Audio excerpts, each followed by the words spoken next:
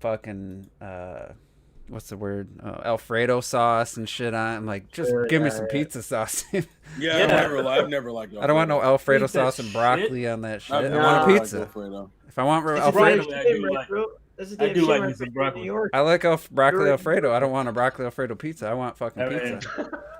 I mean, some broccoli right here. See, I like broccoli. I don't like Alfredo on it, for me personally. I like chicken broccoli Alfredo.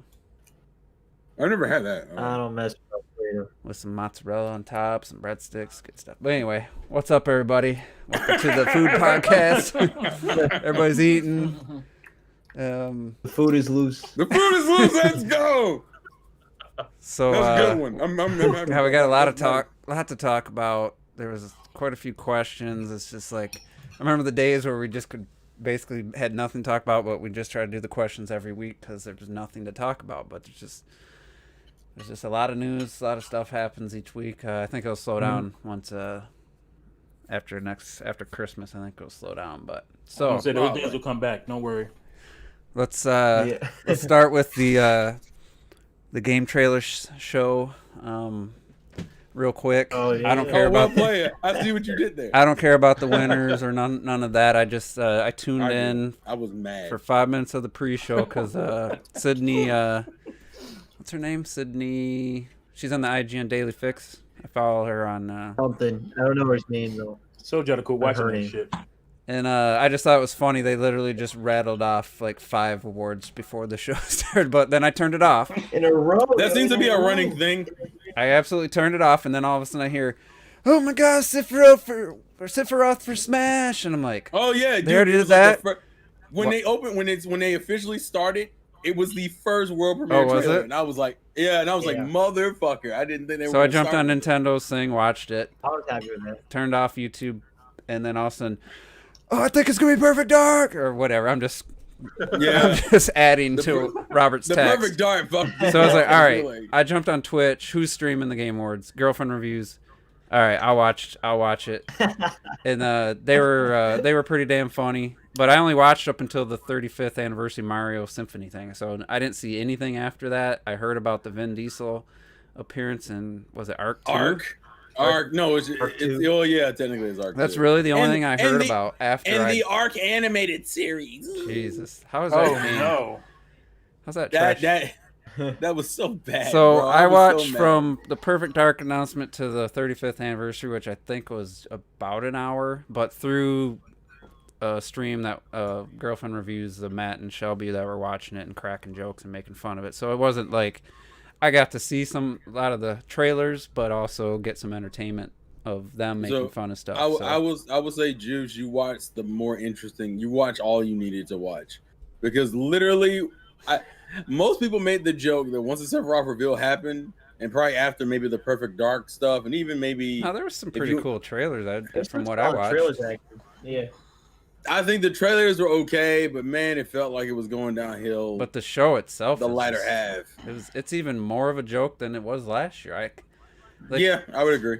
They had the Gal Gadot come on, or Gadot, whatever she pronounces it, and Wonder Woman. I feel like these people were just trying. She didn't really directly promote Wonder Woman, but it just felt like everybody who had something to promote were the people doing the presenting. But then it was just like they had webcams of everybody, and it just those were like the major awards, but the rest of them were just rattled off even quicker than the years prior. Like best action game, here are the nominees, here's the winner, moving on, now here's the world premiere. Like, just no thought to it, no like good job, it was a great, nothing, just no acknowledgement, just here's the winner, moving on. And it's still the same length. That was the irony of it. I don't know how long it was after that. It was, if you include the pre-show, it was like 3 hours, Jesus 3 to 4 Christ. hours. Dude, it was such a tiring experience, and especially the latter half of it, where especially if you're someone who's had issues with certain games that won, it got worse and worse. Like, the trailer is fine. That's fine. I appreciate the influx of trailers because that was the only thing keeping people engaged. Oh, look, Last of Us won another award. Oh, cool. Oh, what's that? Last of Us won another award. Cool. Oh, what's best RPG? Oh, Final Fantasy Remake. All right, bet. All right, cool. Been Game of the Year? Last of Us 2. Fuck you. Fuck you. Fuck you. Well, it's better I than was Ghost so of- pissed. Ghost of You have a Tsushima problem with winning that? best was it animation or art direction, whatever. Yeah, I was just like, come on. Of course, he's gonna win the one thing that I don't think it deserves at all. And I think it's. I think then it got like player's choice, or was it the? Oh yeah, Yeah. yeah. Was like, It's that was like funny. the only. That was the only 2 awards it won. I didn't play the game, but it seems like every time I see somebody praising it, they're talking about the photo mode. That's what I'm saying. Like, I'm not Dude, shitting I you. swear, I do not hear the game. No one talks about the gameplay, the Nobody combat. talks about the gameplay. All they talk about is the damn photo mode. Story. My God, I spent so much time in photo mode for. I'm still convinced that Robert doesn't like this game. He keeps fucking lying to me and says he likes it. You don't fucking like that game. It's not bad by any means, but I can't help but think like, wait, I enjoyed it, but do you guys not see? I don't think you enjoy it. It's really annoying. You know? I'm gonna give Robert about a year. He's gonna start talking shit. I promise you. I promise you. That's He's one so of those close to hating games that I feel like once the visuals age, you know, in a few years, when people are like, "Oh, we thought that looked good," then there's nothing left for it. Because I don't know anybody. I personally thought that the character model wise it already aged compared to The Last of Us. Like you had literally the month before was some of the best character models you've ever seen in a video game, and then you go to the What about Ghost of the Tsushima, acting and and like the voice pretty acting downward. and animations and stuff? I no, that's all solid. It's all solid, but animation though. Again, in the end of the day, they don't show a lot, and a lot of people will not talk about that. But again, like there's so many moments and key elements that a character does something, they turn it dark, and it comes back up, and the action was already done, and you don't see any of it. It's just you hear some sound effect, and you realize, oh, they did explode. They exploded something, but they don't show it, and they get away with that all the damn time. And no, I never hear anyone bring that up. And I'm like, did I play a different game? Does your game have animations for different explosions and stuff? Like, yeah, like they don't animate these cutscenes, and it just shows more. It's more so like interactions between characters, which is fine, but animation, come on, they didn't animate a crazy ton compared to I feel like so many other games. So I find that weird. I popped out the chat, but I don't. Oh, it wasn't showing up anything. Now it is. Sorry, that was just on mine. But yeah, that's a separate issue. But what about like game trailers for anything? We'll just wrap up the Game Wars because I think there wasn't much worth talking about. I didn't think so. What do you guys think of some of the announcements and how it compared to previous years in general? I guess I don't quite remember last year as much as I wanted to say. I'm one of the defenders for Game Wars. I feel like I like to be like, man, still a cool night, and even this time I actually thought there was some solid trailers. I think that Crimson Desert looks pretty cool. There's some solid looking trailers. It's just I feel like I've already forgot. You said there's some solid looking trailers for the Game Awards. I know. Dude, totally. And that's why we're gonna take the bar and we're gonna put it all the way down here, and we're not gonna pick it up until like another 2 years. There was no bombshells, that's for sure. There wasn't a Series X announcement. There wasn't a Bayonetta 3 announcement. There wasn't a Breath of the Wild. I think for footage. some people, it will be Mass Effect. I think Mass Effect would probably be pretty solid for people, but it's still. I feel like don't we know that Mass Effect will continue? Like it says so. Well, I don't know. it's that kind that of one vague, didn't. like it's coming, like that fucking Avengers shit. Yeah, it's just that it wasn't same even an bullshit. announcement for a new game. It was just like, oh, They're yeah, working Mass on Effect, something. we're still doing that. Like Robert, he doesn't remember last year, but I remember last year. Remind me. I forget. Last year you had Smash Bring it. not getting multi, Luigi not getting animation. There were 1 or 2 games for PlayStation that were counted. You had Control, where everybody was like, "What the fuck is Control?" That was last year, and the year before that was the whole Kojima ass licking awards. That's what I said.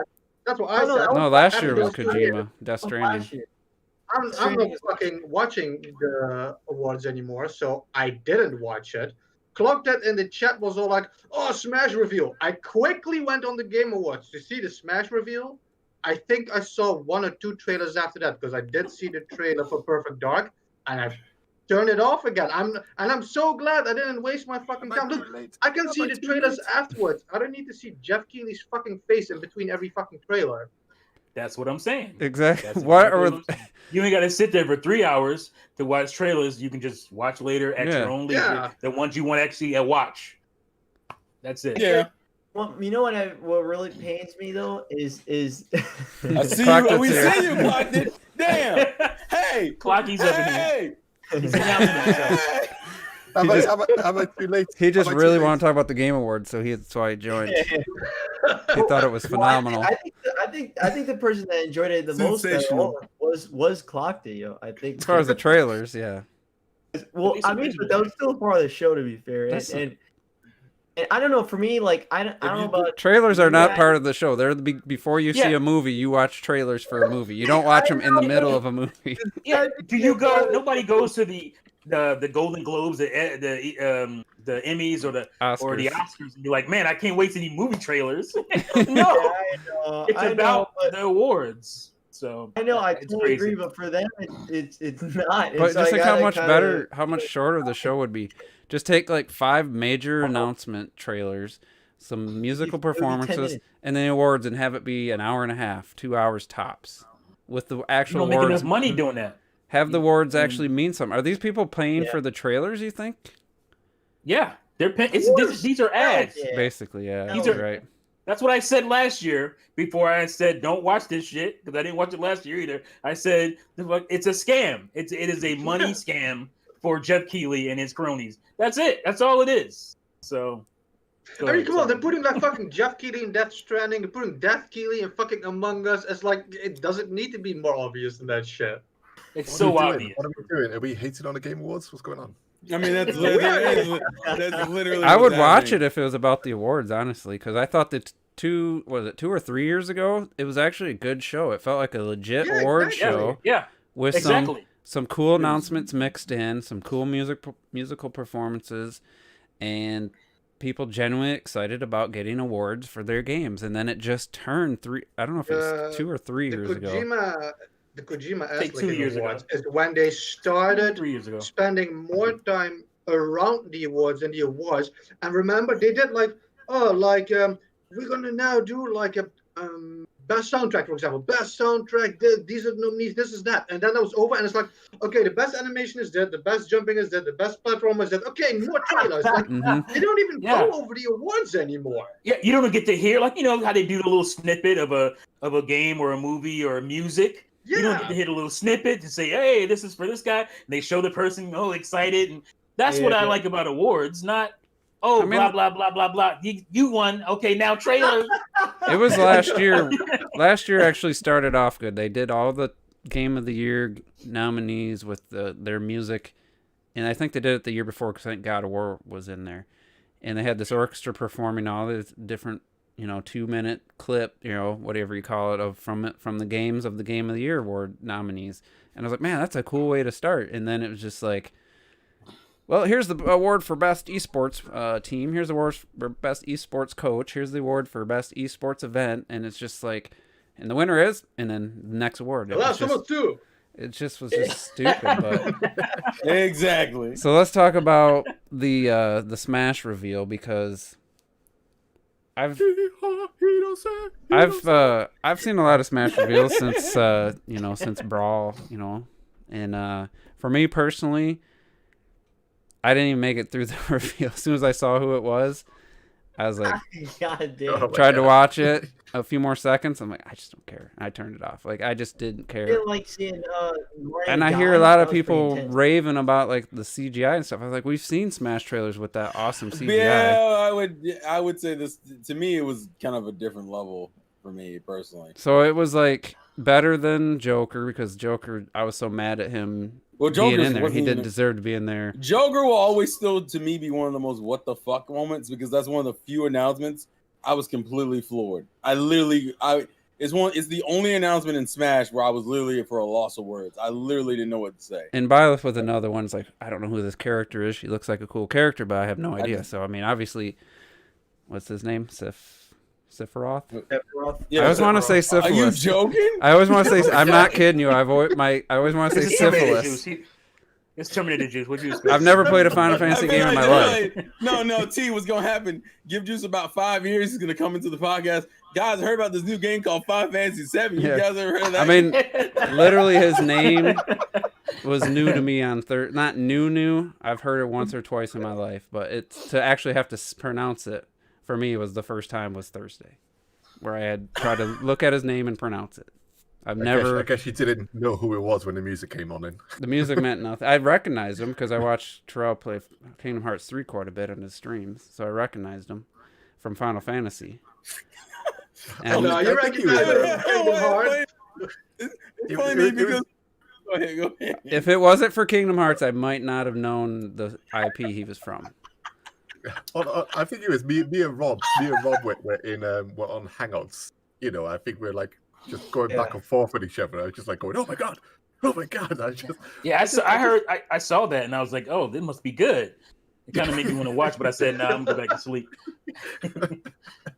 So just in general, I didn't think the trailer did anything without having any attachment to the character. I didn't think it did anything like blew me away as far as like we've seen awesome CGI and stuff. I guess there's the some best cool, way to just like there's some cool moments awesome in it. CGI, But... just more cool character moments. It also if you're a Final Fantasy VII fan, or at least know of Sephiroth's lore, there's a bunch of Easter eggs and references to 7 and a lot of Advent children, which exists. That was my problem with it. Like, okay, first of all, when Cloud came in, I was like, God damn it, I fucking hate Final Fantasy VII, but whatever. And I feel we need more villains. And the trailer started, and I like the CGI. It looked really fucking good. I like seeing all these other characters like Banjo and shit, for example. In the trailer, they put new shit in there and stuff.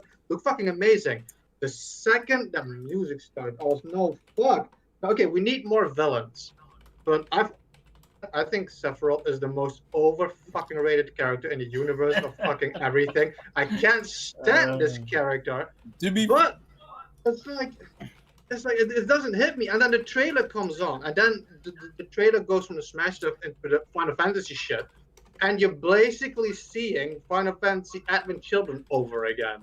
It's like they still, with this trailer, even then, could have done more. I felt that's Sephiroth and I'm with Terrell.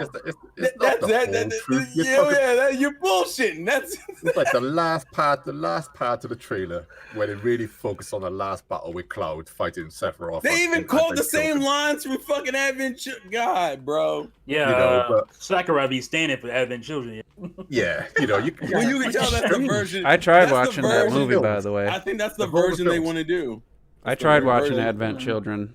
I rented it years and years ago, and I didn't know what the fuck I was watching. You're completely lost. I got nothing. I'm sure you were completely lost. I just got so annoyed by the fact that everyone was that's invincible. It was like no one could be injured or defeated. I'm like, what am I watching for an hour and a half? They're just. I mean, to be fair, that universally everyone pans Advent Children, but if there Advent Children at least has decent fight scenes, I'll give it that. Most iconic villains in gaming history. I mean, I don't know. Story wise, it's I agree. Yeah, agreed. I'm just saying. I feel like you can't say they didn't do enough when they had him cut. They had Sephiroth cut. Like, I'll give you an example. If you went on Twitter, most people were like, "Oh no, it's another anime swordsman," and the response is, "No, Sephiroth is the anime swordsman." Like that's me. He is the man that made that a joke in the first place. Like, I feel like when it comes to Final Fantasy, there's only 2 villains you can really justifiably do. It's either him or it's Kefka. Yeah, and it should have fucking been Kefka. I'm not mad. I understand that. I'm just saying, if you're gonna pick a Final Fantasy villain, it's one of those 2. They pick one of those 2. And it's fucking Cloud. I argued that Sephiroth is more famous than Cloud. That's why I argued as well. Look, it was a lot in that CG, bro. Obviously, he is one of the bigger villains, and obviously, promotion-wise, just money-wise, marketing-wise, I understand why it's Sephiroth. New fucking game is out. There's going to be like 5 more versions, and then you're going to get like Final Fantasy VII Remake 2 and 3 more versions of that. They want to sell that shit. Obviously, it's going to be Sephiroth. Plus, you can team him up with Cloud, so you have villains. It makes more sense. I still fucking hate it. Yeah, how do you guys? You saw it, Robert. I was just gonna say that. I mean, I didn't never beat a Final Fantasy game yet. Closest I got was 15. and one of these days I'll finish it. But it is a series I want to get into because I love. Setup for Sephiroth in the All right, original we're starting game. back up. Okay. You want to say? Is yeah, okay. Yeah, I was about to say, he didn't even show up until the second disc. It's incredible, absolutely incredible. So are we back live? I think, Yeah, I mean, It says excellent connection, but play it. the chat Yes. looks all whack. It's all this. Oh, let's technical just make issues. sure everybody can see us and hear us. Yeah, I think we're back. You can see us, can you, chat? Yep. Okay. Well, technical difficulty. All we were talking about just as we were PC shit. offline, Mhm. was just Sephiroth as a character, and I was saying that he is arguably the most iconic video game bad guy. Not, I wouldn't say but he's fucking up there. But the setup to Sephiroth in the original game is absolutely outstanding. Whether I know there's going to be spoilers here for Final Fantasy 7, but come on, Yeah. you know, I'm gonna you, go like you that get to for a the little Midgard, you get to the Midgard Tower, you see the sword, and you know who's back and stuff. You just the music kicks in, doom, doom, doom, doom, doom. You don't even see Sephiroth, right? You don't even see him. You leave Midgard, you got the Midgard Zulum just pinned on his giant fucking bike in the marsh. And when you first see it, like, holy shit, who is strong enough to kill this giant serpent who just kicked my ass in the swamp? Who is strong enough to do this guy? And it's just the whole build-up to this character is just fucking awesome in the game. Now, don't get me wrong. Character-wise, he's not on Kefka's level. He's just not on the same level as Kefka, which is why we love Kefka. But in terms of how they set him up, presence, and they do some of Sephiroth's backstory. You know, they go into the manor house and all this stuff. He's there reading the books, learning about his past and all this stuff. It's fucking great. He is a great villain.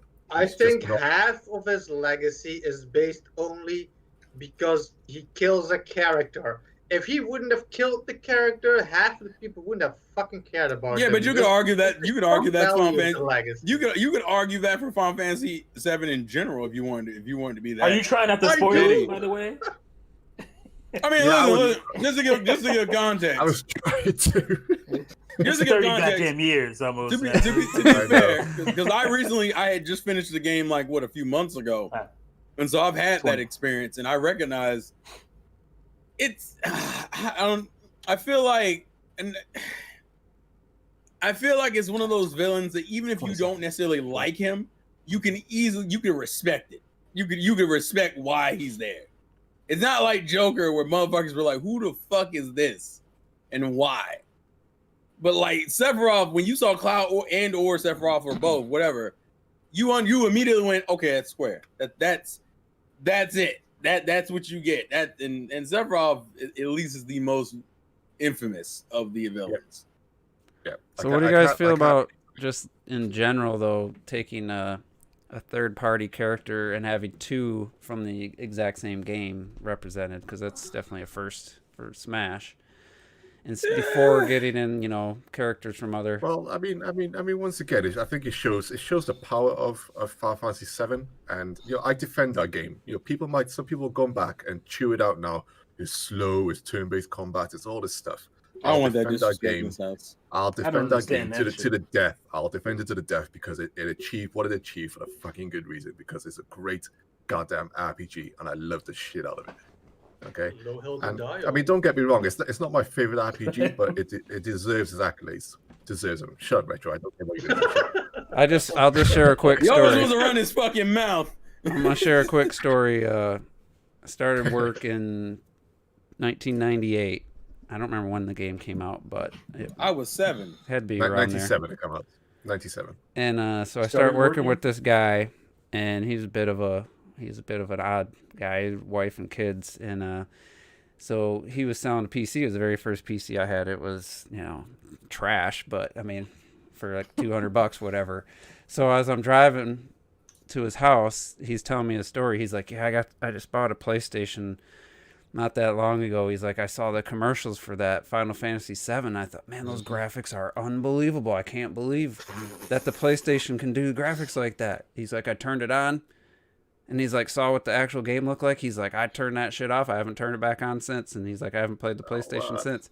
He was tricked by the ads, and that That was one of I the. see that all I just no, I'm gonna fight against that. So first up with Final Fantasy VII, the technology at the time they merged the in-game characters with the full motion FMV. You had never seen anything like that before. So when Cloud would start running down certain sections, the FMV backgrounds would move with him, and it was fucking phenomenal. Still. So they achieved a cinematic feel of the universe that they were going for, which is what they went on CD for, and they achieved that it. man bought that game. He's like, "What is this top-down shit? Where is my Yeah, where's my CG?" All he saw was the blocky characters, and then the turn-based battle. Well, I watched Terrell play it. I just know a lot of people, because I remember guys around me at the time were like, "Oh man, Final Fantasy, do you see how crazy that looks?" I'm like, "All right." I mean, you ain't playing that game. That's not your. You play Madden and and whatnot all the time. You ain't playing You a basic bitch. Yeah, you ain't playing. You ain't playing no Final There Fantasy. wasn't a single ad They buy it and they don't play it in the U.S. No. that showed the actual game though, and and that still happens today. So it's nothing. And I don't know if Final Fantasy VII was the first, but it was close to, if not the first game, because that was back when that was the first system to really have cutscenes that looked significantly better than the game. Yeah, but if you start doing that, you start chewing out every single pre-rendered background game ever. You start chewing out Resident Evil. But they weren't showing the pre-rendered stuff. No, they all they showed was the cutscenes, the cinematics. Yeah, they didn't show a single footage. Yeah, I remember the adverts, and it was one of the adverts that made me go, "Holy shit, I need Final Fantasy VII." Yeah, it wasn't coming to the Saturn. I remember the advert on TV. Can this fit on your screen? And they zoomed out Midgar. I was just like, "Ooh, fucking shit, man! I don't know if you can. I gotta get that fucking game." But yeah, I can understand the. There was a lot of lying. Yeah, I can understand the focus on the FMV. But, Yeah, and it still happens today. You'll see you'll see a trailer for a character like we saw in Devil May Cry 5. Your character does all this fucking flipping, jumping, cool shit in the cutscenes, and then you get to the game, and it's so limited with what you can actually do, and like that stuff. Yeah. That's what they show. Or in the trailers and or stuff. like Naughty Dog does it all the time in their game, where when they go to the sections where there's two characters talking to each other, and they bump up all the polygons for that. Yeah. And then when you zoom out from that, then it's this is a lot different. If you look at the character model, one of the games that is really like bad at that, which is the game I do like a lot, is Horizon. Like, some of those character models. It's so jarring when you come out of the conversation. Yeah, when you go from the cutscene to. I was just talking to you. You don't look like you look nothing like the dude I was just talking to. And it's just like, wow.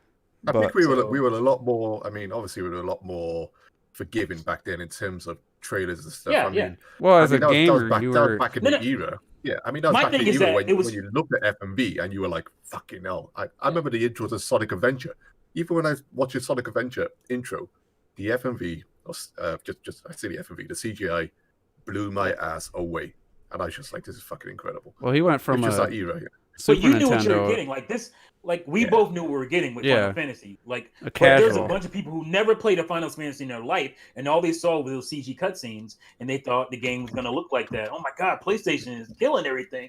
But visually, like this is crazy. Because on the Genesis and Super Nintendo, when you saw an ad, there wasn't cutscenes to show. It was just the game. Right. You saw the game, so it was a new era. And like I said, we still get it today. But and they were using it. They were using. So either way, sell games. When's the little presentation of the character? Did they announce that yet for Sakurai? Yeah, the 17th. 17th. Soon, isn't it? Yeah. He might be a cool playing character. I did rewatch after that because I wasn't going to watch the Game Awards, so that's why I was just like, I didn't even stick with it. I watched the actual trailer on the Smash Brothers YouTube channel. And it's like, yeah, it looks like he has some cool move set, so he might be a good character. Cat, don't chew on my fucking sandwich. During the reveal trailer, reveal trailer when it said Smash Bros times Final Fantasy, I'm sure they just said Final Fantasy. It didn't say Final Fantasy it did say 7. No, I didn't say 7. Yeah, it did when they did Cloud, though. Yeah, but with Sephiroth, I think it just said Final Fantasy. So maybe we'll get some, we'll get like a Fatal Fury type of thing this time, where you will see Tifa in the background and Barrett in the background and different music and stuff like Maybe. that, you know. So I think you know, they for the did it stage. because they were mixing the Advent Children shit with Right. OG7, but then you have the Right. remake stuff. So let's just call it Final Fantasy. It's just easier. I think Yeah, it's just put it on just the. for that. And guess Yeah, what? The perhaps. most Remake. important, but the most important thing is this: maybe we'll get more than 2 fucking songs in this bitch this time. My God, that was like one of the dumbest things about Final Fantasy when Cloud came over. Guys, look at the track list. You mean the 2 songs? Yeah, the 2 songs. It's But the great, battle isn't music is it? still awesome. I mean, the bad music is great. I'm just That's saying. one of the best like, stages too from DLC characters. I think was Cloud's. Yeah, Midgar with the summons like Ifrit and Ramu and was it Neo Behemoth and Odin. Odin, Oh, yeah. exactly. There's a lot of cool shit in Sephiroth's new stage. Is pretty much his final boss stage. It's the whole end of the game. Yeah. You even get to see Northern Crater. Yeah. yeah, and then you see I think The there's high a winds. cutscene. Yeah, the high wind is in there, and I was like, even his final smash is like the whole when he gets into his ultimate form. It's this final form, yeah. Yeah, and he fucking and I'm like, I wonder if his final smash is gonna be like Meteor, like the whole animation. It That That's whole how animation fucking was that's how fucking unoriginal Final Fantasy VII is, because Sephiroth is just basically like Kafka with a winglass. All right, no now- one's denying. Listen, no one's denying the greatness of Kefka. I want that to be stated. Don't get it I think twisted. he believes For that a we feel second. Sephiroth is better than Kefka. It's just For 1 second, when they showed his final smash, I was like, "Holy fucking shit! Is it Kafka to bring him too?" Because the god ray shit they're using and the way the wings were, and I was like, "Ah, no, wait, it's just Sephiroth again. It's just final So smash." we have a question related to Smash, and our last week topic from Ibsters. He says, "With all the hate Nintendo's gotten from the Smash community with the free Melee and the Splatoon over the last few weeks, I find it hypocritical that every competitive Smash player, I don't know if that's true, on YouTube all had reactions to Sephiroth. It was a lot and of they them. all basically said this is awesome, and then the free Melee thing was forgotten." I would say some of them did it, but there were a few on Twitter and on some of the YouTube channels that still acknowledged it. But it did feel like the Men in Black shit where people went, "Ding, there's Sephiroth," and people went, Well, that's "Ah!" Well, can't you Nobody's celebrate a new fucking- character for a different Ultimate. game? yeah. I mean, yeah, Yeah, I mean, Ultimate, and then still be You upset still be with- mad about how Melee got. Melee. that's fair. That's perfectly fair. Yeah. But I can think so. understand that it did seem like a hell of a everyone ran on the hype train, and then it kind of disappeared for a while. Now some people maintained consistency and still brought up free Melee because realistically this would be the best time Well, to trend it. also Yeah, I saw those in the comments, free Melee. Still. they can make money if their video reacting to Sephiroth gets enough views, So then in a way, Or- Yeah. or- it Yeah, it's a can, hustle. Yeah, Yeah, are you looking for integrity in YouTubers? Like they don't want to make money. That's all. Listen, I watched this really cool channel called Mr. T, and he has integrity from what I heard. Or is there maybe that isn't true Yeah. anymore? And also have no views. So, so you gotta, integrity or no views. They don't go together usually. Well, pick your poison, goddammit. It's like the exact same thing with Pokemon. People can anti-Pokédex boycott all they want. You're gonna buy the shit anyway. You're gonna like the new character anyway. You're gonna want to react anyway. I don't care what anybody says. Nobody's boycotting nothing in the gaming community. So speaking of Final Fantasy VII, I ain't bought a new EA game in a decade. So That is I haven't bought a full price EA game since Madden 10. That's a true story. that's what I meant. Like We didn't think you buy were lying. used. I didn't Um, believe you were lying. I bought either, dude. $5 two Titanfall 1 and 2 for $5 each. The year they came out, or within a I year. think the last one I bought was Need for Speed Most Wanted U. Oh yeah, that one. Yep, I did pay full price. I paid Not $30 full price, for but that. I got it brand new. Not full price. Yeah, Yeah, I did get that. I bought- forgot about that. So Deku Tree had a question related to the Final Fantasy VII remake. Why is there hate for Final Fantasy VII? The game splitting up the story into different parts isn't bad. Yes, it is. Yes, it is. It's Yes, bad it is. for And many then on top of reasons. that, you reimagined it, which made it even worse. The Right, biggest reason. because we weren't There's told plenty that. that's already there, but then you're gonna, you're already gonna slice it up, and then you're gonna change it at the same time. And So they it's like, didn't why- put part 1 on the you fucking doing box. So to me, Yeah, I that still think it's And Little scummy. advertising. That's- There's a bunch of fucking filler Yeah. and padding in the game because of it. They still wanted this. They stretched out a 5-hour section in the game to like a 35-hour and section. it wasn't even warranted with the from what I've seen of the No. side quests look absolute trash. Like You like had finding so a much. cats or something. I mean, just dumb shit. I don't know if that was. Yeah. There's areas where like in the original game you would literally run up this mechanical arm. It's Yeah. just like a fake pyramid thing. You'd run up it and then you go off to the next stage. But in this version, they decided to make this like into an entire fucking mini game. Yeah, you're talking about that fucking crane. That's Yeah, the stupid. crane ass- arm. Yeah. It is Oh yeah, I've awesome. seen that. I've seen that. Fucking crazy. They were like, all right. Here's the thing, like, you can totally like, I would just never play the original Final Fantasy VII, so that I love this game. That's fine. I get that. I totally get that. But for us who played Final Fantasy VII through and through, and then for them to introduce this as Final Fantasy VII Remake and do what they're doing, I mean, that's just complete. It's a lie, first of all, and like you said, the game is padded as hell. And it doesn't need to be because there's so much already in the actual Final Fantasy VII, the original. Yeah, if they could that you didn't need to do this. now, if they made a 40-hour game of just like awesome side quests and everything was just like not like this is all worth adding, that'd be different. It's like the Hobbit movies. Right. There's no reason to add all that extra shit Ugh. to drag out three-hour movies. Like it just Well, completely. there is a reason.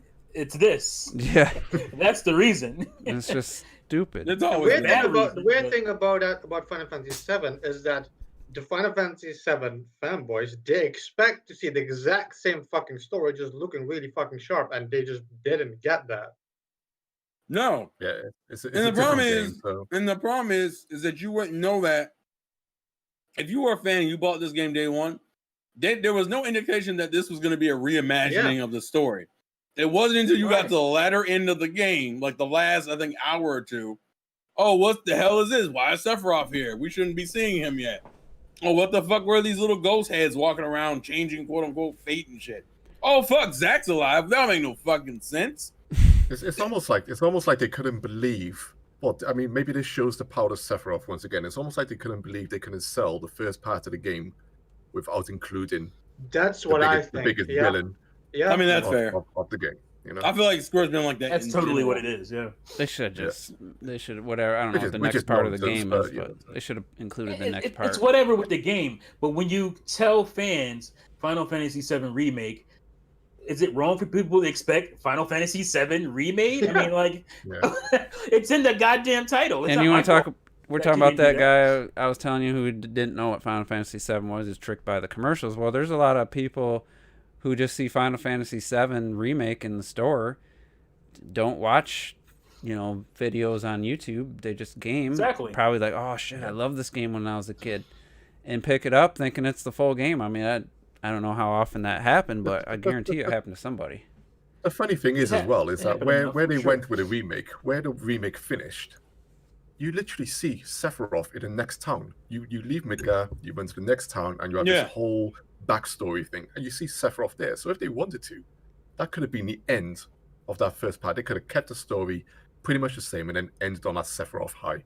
And they just, I don't know what they're doing. I don't care. I'm not going to play it. All right, let's get No. on to the next. Yeah, that's not. Yeah, Let's that's get on not to the next bought at topic. all.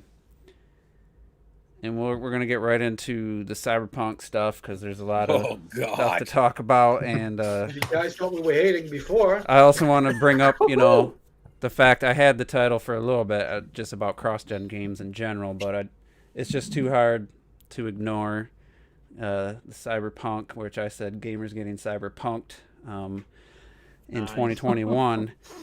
And the more we find out about this game, the more like shady this stuff becomes. Because for those that follow, I just started following him. What is it? I had to look it up. He's a YouTuber. His reviews are pretty cool. What's his name? It's ACG. And I've heard that name before. I saw a I've heard video. that It might name. have too. wasn't the first one, but he's like, yeah, I got the review code for Cyberpunk, but the list of things you can show, the first thing they tell you is you can't use your own footage. You have to use Yep. their footage. He's IGN says it in their review too. He's like, I'm not gonna review this game I'm not going to accept this code. He's like, when the game comes out, I'll buy it and review it if I choose to. I'm not going to accept this terms of this review that I can't show footage. So up until the release date, if you wanted to get your review out ahead of time, you know, to get all the buzz, get all the clicks, you couldn't show your own footage. And then there was also some questions about what they could actually talk about, because not a lot of people brought up the Xbox One and PS4 version in the reviews, played on PC or played on PS5 or Series X. So whether they were instructed to play it on those platforms or they just did because, you know, their reviews, they have all the new platforms, they have probably good PCs. Maybe that's just their choice. But so basically, at that point, I didn't know that. At that point, it basically becomes like an ad, basically, where you get an ad, and then people who do ads in the videos have a script that they have to read. I mean, what's the whole fucking point of a review if you're not actually allowed to review it? That's just really fucking scummy. And, you know, the people without integrity, or they just have the PC version, which, I mean, has some bugs. It doesn't have the performance issues. It might have been nothing to them. Whatever. My experience was good. I can use their footage. I don't want to miss out on all these clicks. I can't blame if that's the way you make a living. But on the other hand, if you were playing the current gen PS4 and Xbox One version, I'd be curious if there's any early reviews out there where they did play on those platforms and what their scores were. I haven't looked, but well, you say that about them trying to make their money and whatnot, but it's like, well, if I can't trust your review, then I don't give a shit about your money. Like, how do you have any? Again, back to integrity. You have zero integrity. I can't trust you making a unbiased review about something because it's all about this is your job. There's a lot of journalists that have a job and they still tell you the truth. Mm-hmm. I'm not, because then you get shit like what you say about the money. It's like, I don't read reviews, I don't really care, but if I do read them, then for the next game that comes out, I'd be like, okay, I'm not going to you because you're a sellout. I don't get information from you. So Robert was trying to say something. Sorry, Robert. I'll say for PS4 and Xbox One, there's actually literally on Metacritic. I mean, we're talking about one of the biggest games of the year. Only has 2 reviews for the PS4 and Xbox One versions of Cyberpunk. 2. Yeah, and IGN just put out a 4 out of 10 for insane. Those versions. So that's a 3. That's 3, and they put out a 4. And that's not. See, I originally thought they were doing that because, like, I wasn't seeing those red flags. So I thought, okay, well, this game is clearly rushed, and they have a day one patch, and these guys don't have access to that yet. So I thought maybe that's why they were telling them to hold off this and hold off that. So that's what I was thinking in my head. I didn't think it would, But again, with their reputation, CD Projekt Red, with their reputation, well, obviously the console versions were, and which doesn't make any sense because you think that's what they were making. Well, they that's were what I'm building saying. this game up for these consoles. It would have started to me. It would either start as a you can- PC game or a PS4, Xbox One game. So, like, This how in game the was announced back in 2012. Like, so you would think they would be building it up on Let me just. these. This is why I was suspicious from jump. This is why I wanted that to be stated. I was very suspicious when they're talking about, oh, the game's coming out in December. Like, I don't know, bro. I think half the game came out. Well, I want to address that idea because they, Go ahead, they started development of the game back. I don't know when the actual city and everything was built. And people, I've seen that before. Well, they started in 2012. It should definitely been for. No, the they announced systems. it. It wasn't. They announced it, but the thing is, there's developers and and I agree with people. I think Clocked It was one of them saying, it's nice to see. It's been a long time since we've seen a game where they've definitely been pushing the PC side of it to, instead of just catering to the lower power PS4, Xbox One, or 360 PS3 back in the day. Every once in a while, a game will come out, whether it's Crysis, whether it's Half-Life, that just says, we're going to put everything we can in pushing the PC technology. And, so I can see that was obviously their goal, but at the same time, not letting reviewers show their footage and basically not having reviews for the versions that are going to sell tenfold more than the other. I've heard rumors or rumblings that this game's already sold 8-9 million copies. And that was on pre-orders. and what percentage of Series X and PS5 is even out there? What, 6 million total? Maybe 7, maybe. And not everybody's gonna buy this game, so you know that the big majority of sales right now are gonna be for the PS4, the Pro, the Xbox One, and the Xbox One X version. And the fact, Actually, I saw that the majority was actually PC version. They had the sales and numbers out. well, yeah, That doesn't surprise me. I just meant like at all. from The in the console. console space. But right now I have Bro, the Xbox One You're like version. me. That's the last gen. Okay. If you're like me Interesting. and you rocking an Xbox One VCR, good God, how does this game run? It's on the screen right now, and it's bad. Like ass. It's God. bad. Ass. It literally It's like looks ass. at times. It's worse than the Outer Worlds on the Switch with texture load-ins. There's times where Yeah, the I game forgot who said freezes. that. It was like, is this the Switch version? It looks. It's. I died. I forgot who Damn. said that. It runs between 680p and 720p on the Xbox One, Oh and the my frame God. rate in the city in shootouts is 10 to 15 to maybe 20 frames per second. This is Watch Dogs Wii U, yo. It's, I want to quickly add on to Juice's thing. And here's the kicker: this isn't even the only problem with the fucking game. no, It's we're not even- talking that's about what I the was gonna glitches say. and stuff. We're talking about performance right now. That's what I'm saying. I'm saying this is the tip of the iceberg. Game breaking bugs. It's like I know we're just talking Holy about the shit. performance now, but like we're making it seem now like the console versions are the only one getting fucked. No. The PC Everybody. one just looks a little bit Yeah. better, but A little bit Everybody just better. as good. Just a Oh, it little looks a bit lot better. better. It looks like a different looks a game. lot better. Their biggest issues let's are say it's obviously a game, right? the bugs. But the bugs, So I haven't here's- seen as many bugs in the PC side, but it's still there. They're still there. But Oh I my mean, God. Bugs Oh, actually- the what the Xbox fuck One is freezes that? up for over a Done. minute. The textures Yeah, take what the fuck the was textures that? take 20 What? seconds. I thought the game. I What thought he was paused that? it. No. I'm seeing it on the screen. What the fuck? Oh I wait, mean- you're telling me like it really stood still? Yeah. Oh my God. Oh my God. Watch. Holy shit. Wow, that's Holy crazy. shit. So it's like it's borderline unplayable on the Xbox One and PS4, the base systems. I'm- Like I would be pissed. I'm trying about this to shit. I need your help with this, right? Because it is horrendous. It's terrible what they've been released. But I've come from an era, right, where this was the norm for first person shooters on consoles. That apart from the bugs, in terms of performance, we're talking about Perfect Dark earlier.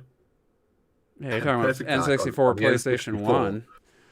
Yeah, I know, but like if we're talking about Perfect Dark on the N64, that was peak console graphical technology at the time, and Perfect Dark ran between 1 frame and 60 frames per second. I experienced that shit when it is 1 frame per second. When you're on the ski dash ship at the end, they come into the control room and you have to shoot them. You're like this. You'd be like, how the fuck am I gonna kill these guys with this performance? So I'm Really? like, we still have this game here, which still, I mean, you can't say graphically it's shit because it's not shit. It's just I'd our say it's standards shit have on changed. Xbox. Well, that's what I mean. You know, our standards have changed so much now that we do expect a certain level of quality and performance. And I think that's Oh, we can't hold it one to of the biggest. 2014 standards. Yeah, we gotta no, hold it to I know 2020 that. standards. I completely know that. But at the same time, we're also, it's so rare that we get to see a game like this where we have this city and this graphical fidelity, especially on PC, which we're using as the benchmark for this, that we've never seen before. I think the closest game is maybe Star Citizen, right? We've never seen this before. So I know we should expect a certain level.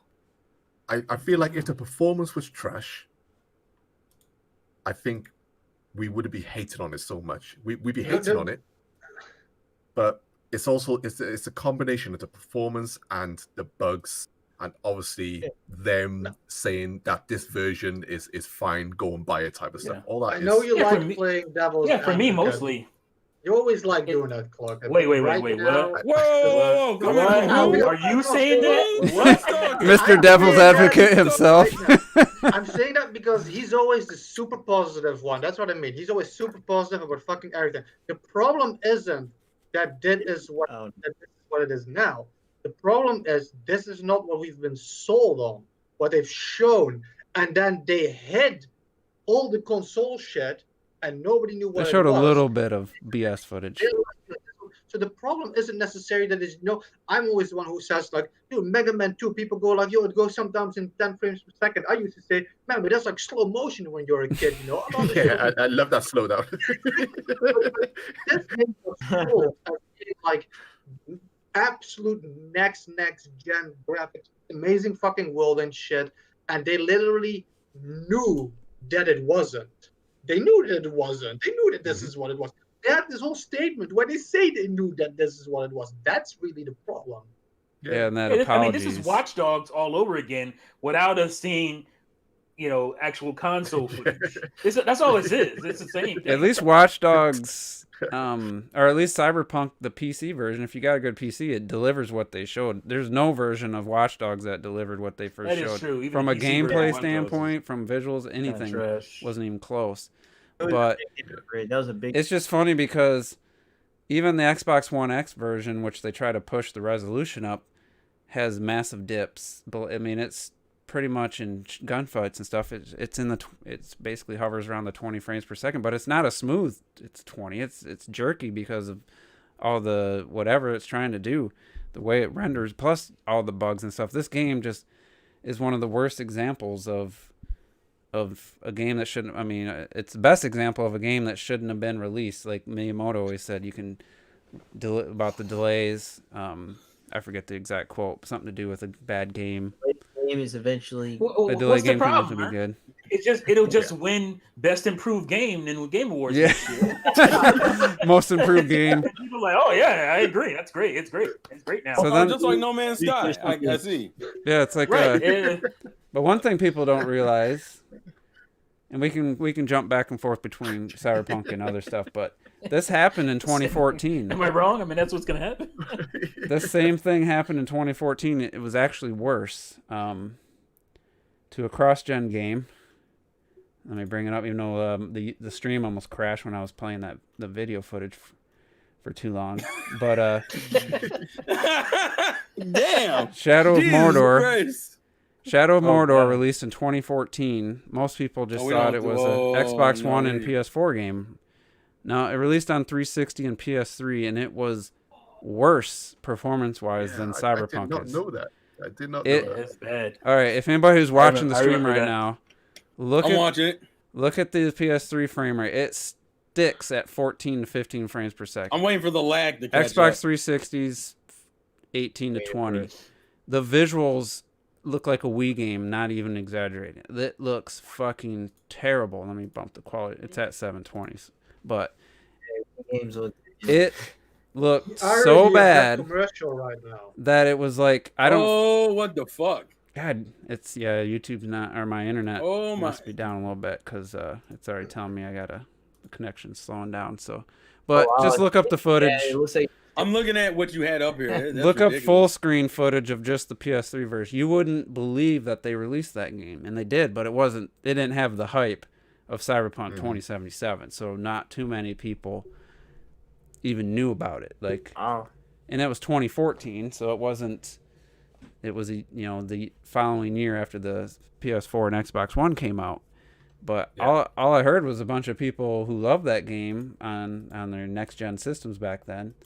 And I didn't hear about this version of the game till a few years later. And I've always, in the back of my mind, I've always just thought, once I saw the footage, I was just laughing. Like, how the hell? And the screen tearing is so bad. It's just, it's horrendous. It's unplayable. And people bought it. And I don't know what happened. I don't know if anyone ever complained. Obviously we didn't hear about it. But, so that happened. And so I just ate out. It was a quick time event. Boss at the end. So it's like Bullshit. we've had cross gen. Oh man, no, it's so upsetting. Yeah. And that's in the You same hate to see it. in the same Trash. in the same cross generation. We also had games that were being held back for PS4 and Xbox One, where they were still catering to the 360 PS3, like Assassin's Creed 4 Black Flag, and Black Ops or Call of Duty Ghosts. Yeah. Sorry about that. That's close. Little slip. We almost got cut off of YouTube for a minute there. Man, it's still Shut saying us this. down.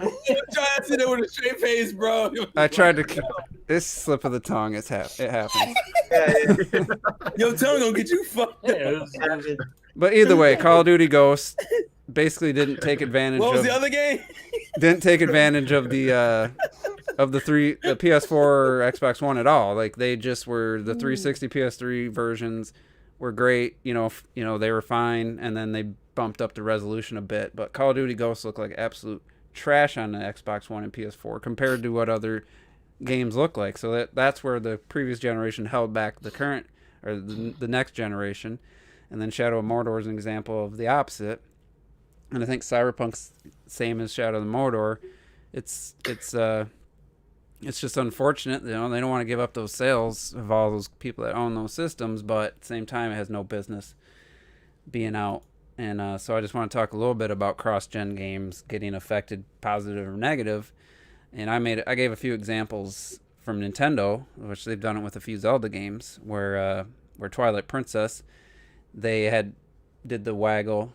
Some people liked it. It's just basically was a button press that you had to shake the remote for. But they made Link right-handed because they thought that'd make more sense. So they flipped the world, and then the game ended up getting some weird yellow filter. So it was actually like, I don't know, in ways it was the better version but it got the pointing controls for the bow and stuff, which was cool. So it's like it got some good stuff, but at the same time, it also got some negative things. And in Breath of the Wild, a lot of you guys brought it many times. The gamepad features were stripped because they want to make it a cross-gen game with equal, basically the same game on both platforms. So they scrapped the gamepad features. So that was an example. And lied about it, by the way. Yeah, and then that's a great example. Yeah. Where cross-gen development hindered a game and or changed the end result. So I don't know if you guys want to talk about those first, or then if there's any others we can think of. And then also, still talk about Cyberpunk if you want to go back into that too. So, anyone? Thoughts? Yeah. Yeah, like I said, I was struggling. I was struggling to think of examples just because there's so many, criterias. But like I said, I think the one you brought up about Breath of the Wild is the worst kind that I don't like. Where you do see a great fundamental change in the game design of the game in order to cater for a new generation. I think that's more rare than anything else. Than a game, graphically started off so, and then because they wanted it on that platform, and then the next version on the next gen console being gimped because of that previous version. So I feel like when games are gameplay and design wise change to suit the next gen, that's what I don't like. And I think that's more worse than anything else, at least for me. Yeah, that's true. Worse than, I mean, I don't know if it's because the end result, the game was still performance and the end game was still great, so good. Whereas like versus getting, let's say the Wii U version of Breath of the Wild was like Cyberpunk, where it just was so borderline unplayable that it's like that affects the people who bought that version more. Obviously it sucks. We'll never know what that Wii U version would have been without the Switch, as far as like the features and the gameplay and stuff. But at least the end result was an amazing game, that ran pretty well on the Wii U considering, so it's like, yeah, it sucks to think about what we missed, but at the same time, the game they put out was still pretty good. And more than pretty good. Yeah, obviously. But I was thinking too, like the first time I remember seeing a cross-gen comparison was on IGN. It was a Burnout Revenge, which I didn't even remember what it was called. I knew it was a Burnout game. That game must not have done well because I absolutely don't know anything about it, don't remember anybody playing it, but that came out on the Xbox and PS2 and it was one of the launch titles for the 360. And that's the first time I can remember seeing a cross-gen game and the comparisons as far as what does this version add. In the beginning of the game, it says EA HD like as the logo, like that was the, they were going to try to start the a new branding with the HD gaming and stuff, and it was a bad idea. It was better looking, but it wasn't anything significant. So that was that was the very first time I remember seeing a cross-gen game which launched on both systems. Madden 2006. Oh my god. For the 360. Xbox 360. Trash. That version was so trash. Well, Microsoft kind of rushed. I'd be curious to find out when dev kits went out for that system, because it came out 4 years after the original Xbox. Yeah. So, and I played it on GameCube. I'm like, oh, it's a pretty good Madden game, but 360 version was garbage. Yeah, it looked like they had 2 months. Stripped things out of it. They rushed it. They rushed the hell out of that game. And the N64 Madden didn't even have team names. Looked better, I guess, but. So it's just one of the early 360 games, like the first year when they do those cross gen. They look like HD Xbox games. A lot of them. Yeah. And they're not. One of your back to the backlog games. Perfect Dark Zero. Yeah, exactly. And it looks like a GameCube game technically, that a lot of it looks like a game in terms of and you could tell they it was made that for that, and they're like, all right, you know what, we could launch this on 360. We need a launch title. Yeah, right. This is totally off topic. I just want to say that quickly because you mentioned Perfect Dark Zero now. So I never knew anything of Perfect Dark Zero. Like, your Back at the Backlog episode is the first I ever saw of that or knew of the story. I only knew the game existed. So in my head, I always wanted a sequel to Perfect Dark. But then I saw that existed. So now that we got a trailer for a new Perfect Dark, I'm kind of really worried it's going to be super fucking weird instead of really cool spy shit. Yeah, I was the same way with Perfect Dark Zero. Robert's review was the first time I seen really anything about it. But I was so hyped, and I'm still hyped. Me too. Oh my god! And what a disaster! What a train wreck! Perfect Dark 0 out of 10, says Lenny, right? I bought. Boo! Get the fuck out of here! I still got it. I bought the special Steelbook limited edition with a slipcase and everything. It had all books in there, all extra fucking CDs and shit. I was like, oh man, Perfect Dark is gonna be the fucking shit. I might have paid attention to it. Truth now. I didn't really. Still scored an 81. No, I have really? no clue. Wow, that game was trash, dude. Watching your review, that game was garbage. There you go, clocked it. Damn! I can't get mine. Yeah, but that's interesting because you got the exact same. What, the USA got the exact same version we got for It's the same thing, yeah. So that was an example of a cross-gen where the game was in development cross-gen, but they didn't release it on the previous gen. They just pushed it only on the 360. So it's like that's happened quite a few times too. We should have knew, based on the character model of it, that it wasn't going to be a good thing. Yeah. That is not Joanna Dark. I don't know what that is. Well, it's not like she had a ton of. Dark. That's the one I played, so I figured that's what she looked like. And then when you see the differences, it's night and day. Like, it's two different, completely different people. It's not like the N64 character model had a whole lot of. Well, the N64 one felt more like an assassin Lara Croft. You know, she had a stiff British accent, English accent. You know, and that's what I got from the trailer for the. It was more of the cover art probably of Joanna and the Perfect Dark, not the cover art, the booklet art and stuff. Yeah, because the rendered even when Perfect Dark was being released, they were using live models and stuff. You know, so you'd see this woman putting makeup on and stuff. They're really going for the feminine. Assassin type of character. So they put the effort into it, and you get it fucking hyped for it. You know, the advertising was there. But and even when you first saw the cover mechanics, you thought, oh, cool, I can go in third person and stuff now. It was exciting to see it. Yeah. But just when you actually played the game, you were like, what the fuck? Oh, this is awful. What the fuck? All right, so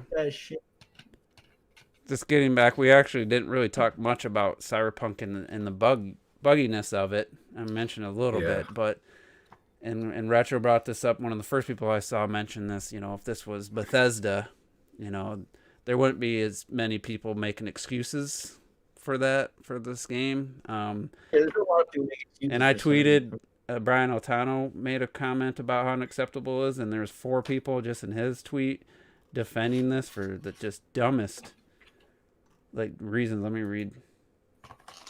All right, so I remember when I could walk through the floor. You're just entitled. Not clip through it. this one is my favorite. Them shipping it, knowing it was faulty on last-gen consoles, is mostly the people and the media's fault. They knew it needed to be delayed, but were pressured into releasing it. Yeah, you fucking fans. Stop making them release games. It's beyond fandom. You're a cultist at that point. Like you just. I remember us talking about CD Projekt Red before, and you always hear me saying I gave The Witcher 3 2 scores, a 10 out of 10 and a 7 out of 10. And I said I expected some jank to come into Cyberpunk because CD Projekt Red have always had a bit of jank. I've played The Witcher 1, 2, and 3, and there's more jank in 3 than any of the others. Even though Witcher 2 had a bit of jank, it was still. I was gonna say Witcher 2. Yeah, right up there. Couldn't even walk a little ledge if it wasn't on the path. There's stuff like that, but I wasn't expecting this immaculate game, but for it to release how it's released and be as bad as that was seen, I haven't played it. I can't. You hear some people saying for the most part their experiences has been all right. They've only encountered 1 or 2 bugs and they've enjoyed the story, they've enjoyed the game, they enjoyed the setting. But it's hard to ignore some of the stuff that you've seen. We laugh at stuff from Ubisoft when we see boats flying up in the sky from Assassin's Creed or their faces. Valhalla has some bugs. People have been calling it out quite a bit. Well, that's not surprising. But I watched this one guy, and he was showing the AI and stuff. He said the AI is fucking trash. It is, and he had it on the hardest difficulty, and he was just standing there. And there's one guy with a machete was like, "Oh no!" I know, attacking him and everything, and he just moved right up in front of him, and the guy was just backing off and not doing anything. And then he went to the options, showed he was on hard. He just said, "This is fucking disgusting." Well, that's just half the AI of just the bystanders. They'll just do a circle and run into each other and then reset and just do this really small circle. It's just. I've seen some funny stuff. Like Jim Sterling said, he was watching a stream where someone's like, I don't see a lot of bugs, and then he literally sees bugs in the stream that the person's just saying, well, I haven't really encountered too many bugs. What are you streaming there, Terrell? That's the Cyberpunk glitches. Okay. See if it'll actually maybe easy. Right. I'm scared to touch it because watch it through the Discord so you're not getting the delay. Wow, that's something. Big problem with this game is that it is taking itself more seriously than Grand Theft Auto or Saints Row. If it had the comedy side of those games, what the hell is this? Then a janky AI could be acceptable. Yeah, it's just because Grand Theft Auto 5 had weird little. You could get bugs happening and stuff, but it wasn't. Yeah, the NPCs are stupid in there, but why you is it so kind of pixelated? expect it from that game. I'm gonna say it's super pixelated. Yeah, it looks like. Is it? It's at 1080p 60. All right, let me try it again. I'm the one who also usually says open world games. But the problem with this game is that every single fucking person has multiple glitches. It's not like a random occurrence. I've seen people you see somebody's walking in an area inside, and the game loaded a whole forest on the floor, for example. The glitches are really weird. There's one person I won't name this person. I know a person who's never encountered a bug in a game that I can recall him ever admitting. Oh my goodness! So I'll be curious if this person ever plays when he plays this game. That shit is hilarious. Are you talking about me? All 4? Huh? Robert's never experienced a glitch in a game. Yeah. That shouldn't have worked. Every time we talk about glitches, you're like, I didn't have any when I played that game. Every time. What? I'm telling you. I don't think you've ever had a glitch. The character model is convulsing. What the fuck? This one's good. In life. Oh, what the fuck? Oh, look at him! Look. I know what I'm doing tonight. I'm watching Cyberpunk glitches. I'm telling you, This shit is entertaining, yo. I talk about I it. don't. I do talk about it. I don't think this shit's normal, bro. I've never Here's a seen. freeze. Is this the photo mode? I don't know. What the fuck is he Oh, doing? what is happening? Is he just? Is he So- sliding? Oh, what the hell was that? All right. I'm playing some tomorrow, so hopefully. Whose video is this? I don't. This is Shit fuck. is I can't look at the hilarious. All right, channel. so I want to get to a question Just too. share it later. Yeah. Because Bad Latency and I were having a little dispute here. So he asked if are bugs and jank an important part of how you judge a game's performance. To me, they're completely separate. If I'm talking about It's separate. how the game frame rate and stuff is completely separate from bugs, unless the bug's causing the game to freeze, and then that's technically Right. feels like performance, but that's a glitch. That's a bug. But game running at 15 frames per second isn't a bug. That's just. But they're both problems with the game coming out before it's done. I mean, not being optimized and Or just not, quality of the developer not being great. Like I find certain bugs in jank to be entertaining as hell. Like I love watching the videos, but even as I'm playing the game, what's that game? I can't even remember the name of it. Which that I one? bought on. It's a remake, remaster at least on Switch. Well, it's not. It's on everything. Like Blue Soldiers. Oh, Rogue Company. Right? Rogue Company. Like that game is janky as hell, but that's part of the charm. Like it performs well, it runs well, but it is super jank. Like there's a lot of stuff that happens in it. What is going on? yeah, you kind of expect that for that type especially of game. online. But when you see CG Project Red, exactly, that's you don't expect this much because The Witcher 3, and to be fair, didn't run the best when it launched, but it sure did. It was better than what Cyberpunk's doing for sure. Yeah, like I stopped the video for the stream, but I've kept watching. Motherfuckers are getting catapulted between parts of the city for no other reason. Like the dude pulls out his gun and goes, just flies back. I'm like, what the fuck was that? You got dudes. They have their eating animations and they drop the food they're eating, so they're still just doing this. There's nothing in there. It's like and apparently there's ass up naked T-posing. That's the other thing. That's Mass Effect Andromeda levels of. Well, I'm thinking it's even worse as Skyrim. I mean, can it be worse as Skyrim? Because even in Skyrim, with the intro and you're on the cat, you can get bugs and jank straight away from when you're sitting on the cutscene in the cat, and that could go fucking nuts. That's how jank Skyrim is.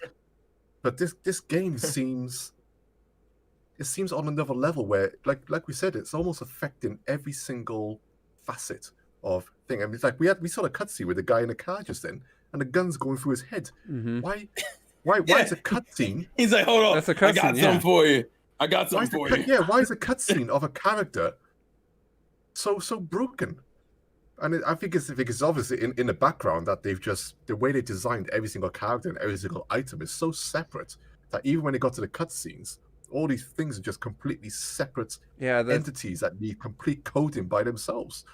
You know, it's mental.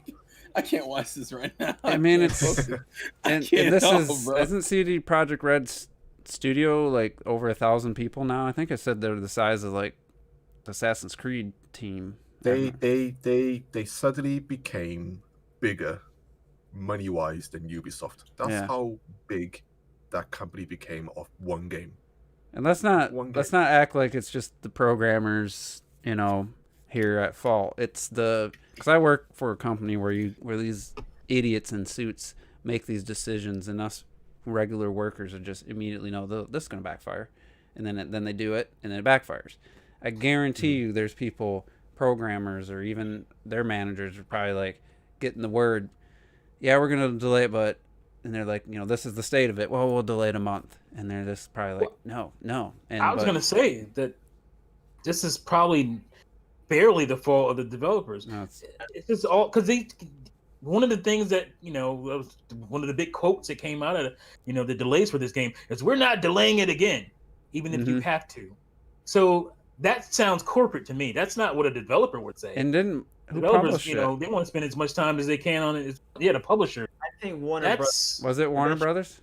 Yeah, it's Warner. Because Warner Brothers having all kinds of shit with power structures changing. AT&T bought them out, and they're really getting kind of fucked. They're pissing off everybody right now, everywhere. I think Warner Brothers was like, bro, how many years we've been funding this shit? Because it's supposed to be out, what, March? December.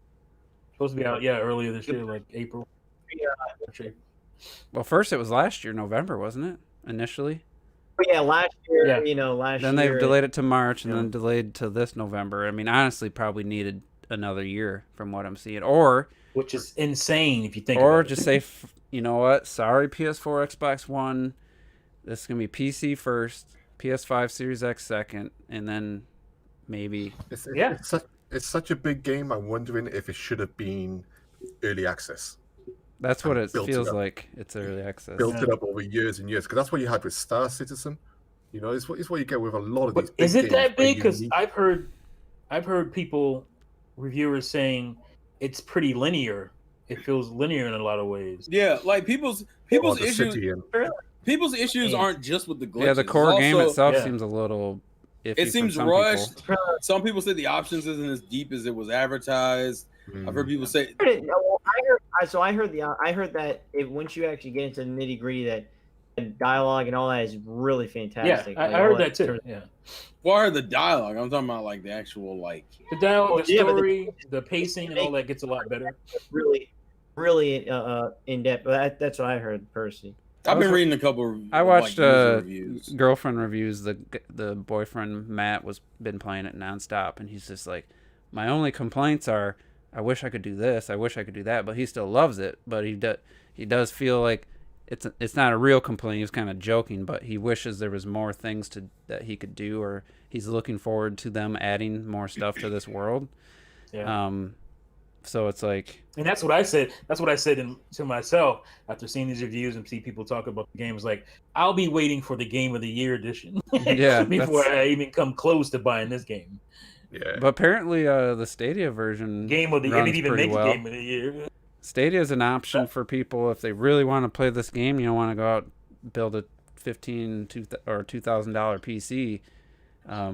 I mean, you just have to. Stadia tweet was amazing. You have to pay.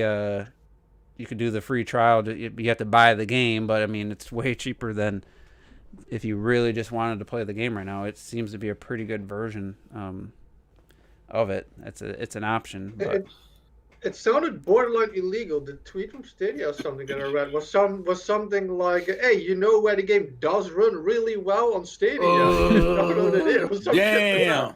What? Yes. Damn. Stadia doesn't run well for me though. We finally got a W. We gonna take this W. But if you do, because it'll never happen again in the U.S. for sure. If you buy the, I don't know if it was just a pre-order bonus or if you can still get it. If you buy the Stadia version of Cyberpunk, they throw in a controller and the Chromecast Ultimate or whatever, which is like $100 something purchase or more. I think maybe $150. So I mean, it wouldn't be a bad option to get into to play a decent version of the game. But Stadia doesn't run very well, and for me, I don't have a 4K monitor, so the best it outputs is 1080. And I wasn't impressed with anything I played on Stadia, even the Dragon Quest. The fuck was it? Destiny 2? Panzer Dragoon. Oh, Panzer Dragoon. And we played a little of that. Midwest Internet, that's why. Oh, we seen examples of that tonight. But I don't have. I have a pretty dated graphics card, even though it's streaming it. I wonder if that had any effect on it. But either way, it's just one of those things where it's like, I'm sure the heads were like, this game has to come out this year. No matter, we'll fix it after the fact. So they put out that apology. There's supposed to be a big update in January, and they're going to try to get a big update in February. So you realistically are looking at the end of February or March before you're getting a version worth playing if you bought the Xbox One PS4 version. And like Digital Foundry said, it seems to be really CPU bottlenecked, and they're like, what can they do? I mean, what can they do to fix it? The resolution can't go any lower on the Xbox One. I mean, if it goes lower, you're talking Those Jaguar cores, what are you gonna do? 480p or less. I wonder how the game ran before the 40 gig day one patch. I wonder how it ran back in March when it was supposed to come out the first time or second time. Like, I'm curious to see how it runs on my VCR, my Xbox One VCR. because the S is a little bit. I'm very curious. The S is a little bit overclocked, so it'd actually be worse on your version. They didn't specify if they were testing on the S, but I think at this point, everything. I don't know if they even tested on the original. I doubt it. This is another thing with broken games as well. Like, I mean, can you imagine, the amount of people who bought this physical version of this game pre-patch, and that's the game they own for the rest of their fucking lives, man. And if their internet goes down, they can't update that game anymore. It's just... that's why I refuse to buy it until they actually put out another version of the game on a disc. I will not touch it. You own a 50-pound piece of shit. I love how they bragged about how they made their budget back in the first week. They got their development budget back. Will it stay that way once they start giving refunds? Yeah, refunds. So let's go back to the questions here and see.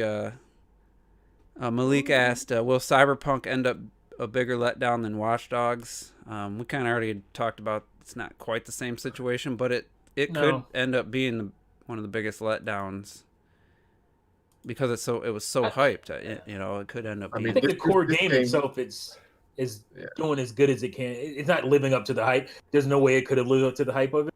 But I think the core game is at least really good, unlike Watch Dogs, where the original Watch Dogs. It was just a boring, bad. If they get this sorted in a decent period of time, this game could still shift Xbox Series X's and PS5s. I feel if they could somehow redeem themselves and go right, the PS5 version is the shit. It's already pretty good, Series actually. X PS5. version. No, I mean the dedicated version. Not you're right. Not the upscaled version. I mean the actual dedicated PS5 versions, Series X versions, and they fix up in those few months all these issues and relaunch the game. Yeah, then they might be able to claw something back, and they can still shift consoles. I feel because it's still got that wow factor graphically. And that's a good point. I saw shots where I was like shots of the game on PC and shots on like PS4, and I was like, that shit does look like Switch. It does. It looks like how it would be downgraded for Switch, and I was like, damn, it looks night and day. And honestly, there's no chance. I mean, some people were joked about you'll never say never, but there's no chance of right now it's not worth it. Never coming to Switch. And if you want the Switch version, just buy the PS4. Yeah. Oh, what do you say, Robert? At one point, Cloud. Yeah, Cloud. You never know. At one point, I said that it could come to the Switch, and in my mind, I was like, base version. Now, hell fucking no. And the way I guess it has to do with the way it renders the game. It's a different technique. I forget how they described it, but it's very CPU heavy, and I don't care what Shadow Fox says. The CPU is not better on the Switch than the PS4. Maybe it's more modern. Core per core. If it had the same amount of cores and the same clock speed, it probably would be, but it's not even close. It's not even close. But see that? I hate when he does that slick shit in the background. It's more modern. Yeah, that's more modern cores. Okay. So Robert, I don't know why your mic keeps getting cut out. Yeah, it's like you got a delay. I think put it in your mouth. You got the best internet. You should have the best connection. Put it in your mouth, and it'll be better. I don't know. Is it fine? Hello. Go ahead. You're not close enough. It's that Joyzy internet. That's what it is. Oh God. No, I was saying this fucking guy. Shush, so he can talk. Jesus. Who would have thought that the damn Metacritic? Who would predict that 40 something? If you look at the PlayStation, Cyberpunk 2077, 40 something Metacritic. Who in their right mind would ever? No one thought it would be this bad. Nobody saw that. We all knew, clocked it. 95, yo. I thought 95 across the board. I honestly thought that. I give Clocked And it they're credit from day one, pretty much within, I don't know, 2 years ago, whatever. You know, he's been saying, yeah, I'm not. That's not something I'm gonna buy on current gen. You know, like I know you're PC. You like to play some of these games like that on PC keyboard and mouse, which is one reason. But I assumed the PS4 Xbox, or at least the PS4 version, would be an adequate version of the game. Never in my wildest dreams would I expected to see comparisons and think Switch when I'm looking at PS4 versions. And it does kind of speak to, yeah, that this game's an exception, that we haven't really seen this, but it does speak to when you design a game with really, next gen features in mind, that you see what happens when they're pushing for these advanced techniques, and that PS4 Xbox One CPU just really can't handle. Just like if you had an old PC like Clocked It, you couldn't run Ori and the Will of the Wisps. Dude, I wanted to cry. So there's a point where the hardware will hold back, and I want to talk about this last week. Speaking of Ori and the Will of the Wisps, So much for the scalability and future compatibility.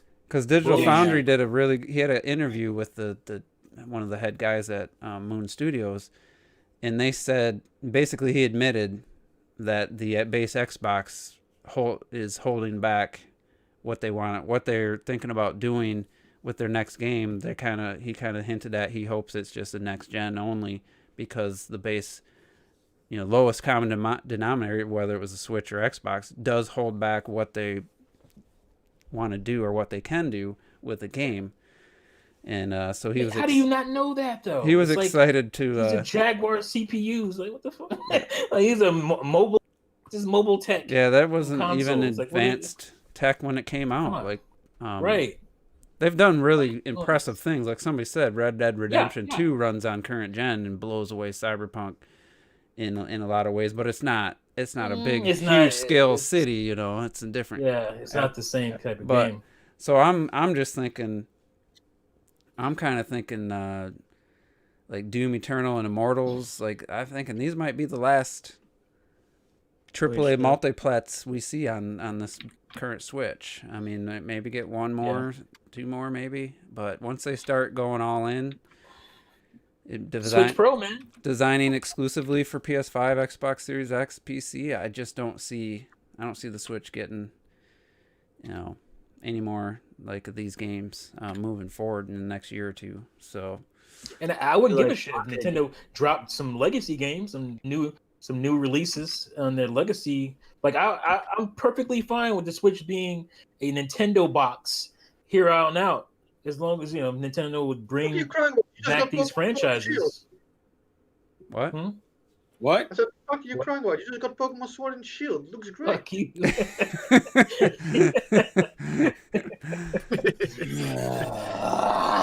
But he's out. One of these days I'll kill you. Speaking of the Switch, though, I do want to talk about the Doom Eternal port, because having watched the reviews and saw that it actually, I kind of assume with the lower visuals we'd get similar performance or lower performance than the Doom 2016, and it turns out I don't know how many people actually finished the game on Switch, because a lot of these reviews came out pretty quick, and it seems to almost never dip below 30. So in at least the first two levels, which I did not expect at all. So it's actually more impressive than I first gave it credit for. And I rewatched. This is Doom Eternal. Yeah, Doom Eternal. I watched Game Explain, Nintendo Life's like 30, just like their uninterrupted gameplay of the Switch version on my TV, my 65-inch TV, and I was like, you know what?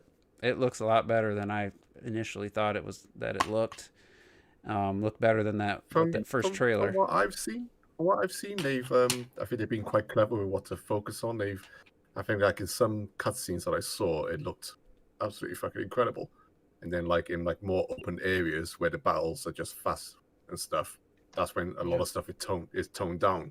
But it looks like they focused on where they know you're going to be focusing on. at the right time. So I think that's a good strategy, really. So And Yeah, they cut out all the unnecessary atmosphere and fog and shit. there's times where you can see that there's the adaptive resolution hits really low, but the frame rate stays consistent. So that tells me they did get a different Switch model. You know, since the frame rate's already pretty much there, then the extra power, if they do release a pro version or new version of the Switch, then it should be able to hit the target resolution, you know, the whole time, and it'd probably be a pretty decent looking version of the game, or actually really good version of the game. So, but no one showed like the end boss, which is what I was always worried about. Like, how the hell is that gonna run? There's just so many enemies. There's a giant thing in the background moving. Like, I'm just like, it's probably gonna get pretty low res there. But you know, at the same time, if you're trailer, be fair. Yeah, they Remember did. they showed the final boss. Yeah, they just showed him. That It didn't- wasn't. that looked- It's not like you were fighting him or fighting the other 20 demons at the same time with him in the background. But Yeah. so it's like Saber. it's better than, I gotta give them credit. It's better than I thought, and I forget who pointed this out. Like, they've been working on this game for the Switch version like way in advance. It wasn't just a port that came after with no Switch version in mind at the time. You know, they announced the Switch version 2 years before it came out, so they've been able to really spend time optimizing it. So I was a bit impressed. And then Immortals, which looked really bad at launch, had a patch, and it's quite a bit of an improvement on the Switch as well. If anybody watches Switch Up, they showed it in the I watch Switch Up now. the increase in the, I don't know if it was just resolution or texture quality. Like, it got a patch that really made that a pretty good looking version of that game on Switch. So I mean, there's definitely like all this Patch Adams shit. It sucks that it had to be a patch. Because you don't get that shit on the cart or the Exactly. whatever desk, and it's just like, oh, what do you do in the future? You play that shit version if you want to go back to it. Yeah, There's that's no definitely servers. something to think about. So anyway, what do you guys think the Switch for future third party? Because we've seen Monster Hunter Rise looks amazing, exclusive game. it looks stunning. Yeah. They put some new screenshots out and a video and stuff. Yeah, they did. Earlier the other day, and I mean, obviously, you can see that the game is just catered to the hardware, and I just think, it's this is what we need. But to be honest, in terms of other third party ports, I mean, what could we, in terms of like existing libraries and stuff, what could we expect to come to the Switch now? I mean, anything from the last 4 years is pretty much, if the developer, game. like you could see. I don't think you're gonna see Resident Evil 2 or 3 remakes, Resident Evil 7. Titanfall 2, come on, EA. But I wouldn't be surprised if, like, You wouldn't buy it, T. Come on now. I mean, I'd be curious enough to buy it, I think. trying to think He's of like, I might put my money down. Sorry, Keith, you mentioned Resi 7, but that's already on a Switch in Japan, isn't it? the Yeah. streaming, but as far as like a direct cloud. port, Don't we still have that Hitman 3 cloud port coming? version? I wonder how Control did. I wonder if they're even gonna keep trying. I'd be curious. I don't know. I'm super curious. Yeah, definitely. Well, the thing is they're not trying. It costs them nothing to do that other than the server, Right. Because the game already exists, so it's not like they have to actually build this game for the Switch. Mhm. So it's way easier just for them to spend a little time putting that together on the server. So it's not. I don't think it costs them anything. And it's Probably not didn't a cost bad them- way to, like, the trial thing. It's not a bad way to play, but I just don't like the paying full price for that situation. Oh yeah, I can understand that. Completely. If this was like Nintendo server and we're gonna continue this will be here with the next system, and you had confidence in that. That's You wouldn't one thing. believe him. But it's Well, I just don't even need that. Like, I can accept it for what it is. All right, this way, if I have no other console, this is a way for me to play games I couldn't play because I only have a Switch, and I'll play it and I'll be done with it, and that's it. I'm cool. I have no problem with that because we have that all the time. But full price, bro, that's Yeah, it's a hard pill to you're asking swallow. for too much. Mhm. Yeah. It's a strange. I mean, people people buy into it. You know, I mean, at the end of the day, you have to look at Stadia. You know, I still follow people now who have completely converted to Stadia, and they'll pay the full price retail for that streaming game. Yeah, it sits in your library and stuff. Yeah, you know, you still need to be subbed. But that's, Well, I mean, at the end of the day, they're I just mean, buying it. realistically, it's not. It's pretty much just a variation of Steam. And I will say, I was pleasantly surprised when I got on that free trial, and I was like, damn, that's you were surprising all us with that. Yeah, that's shit. All right, fine. That runs pretty well, all things considered. Yeah. It doesn't seem to work well for everybody. Nah, but, it didn't play too well for me, but I mean, I sounds like a personal problem. Oh, I actually wouldn't mind trying like the Chromecast Ultra. I think my buddy said he went from being a Windows Phone guy to he regrettably, or at the time, switched to a Google Android phone, and now he's like Mr. Google Nest, Google. You know, he's got the the voice things in every room. He's got the light bulbs. Alexa's. Yeah, it's like. And you know, So he said he got a free. Did, I was just gonna say he said he had they sent him a Chromecast Ultra, and he wanted to know like he didn't need it, so maybe I'll ask him if I can borrow it just to do like a month of Stadia on that on my TV upstairs and see if there's a better experience to be had. But it's not something I'm gonna invest in. Get a free month or a free some. I did the trial? free I'm month pretty sure already. you could. Oh, you already? Yeah, I okay, do too. damn. And it I expired. said that Well, this is different gonna email? be.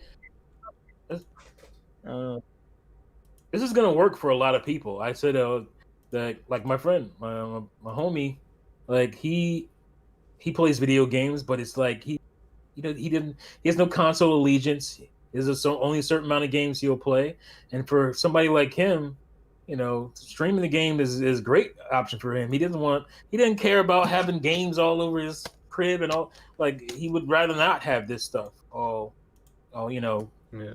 what's the word I'm looking for? Like just building up in his in his residence. He would rather not have all. So this is going to work for a lot of people, and a lot of more people in the future are going to be playing games this way. And that's just fact. That's how it's going you have to remember there are literally millions of people who don't essentially even care about keeping the library, because even if you look at mobile phones and and stuff like that, the throwaway nature of apps and games and stuff like that, people will play it and they will move on and forget about it, even though a lot of these the app stores and stuff still retain them within their libraries and stuff.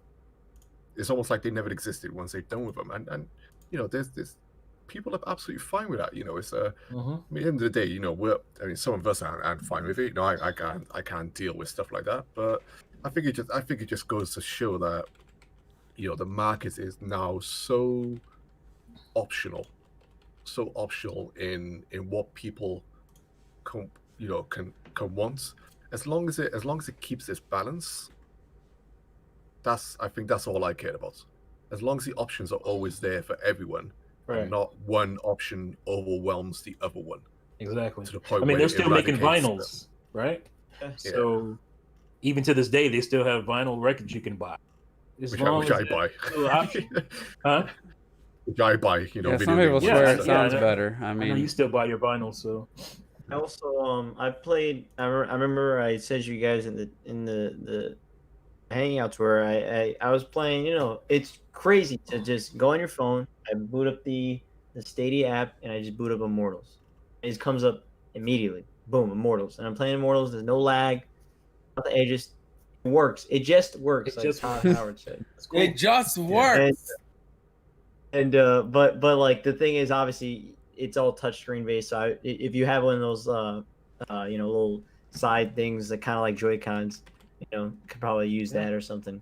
It's impressive, man. I think it's super impressive, and it's scary because not the future I want to do, but it's unfortunately that is the future one day or eventually. Yeah. So I all have Steam libraries, so I nearly signed up for the I was saying I nearly signed up for the Xbox Game Pass PC, right?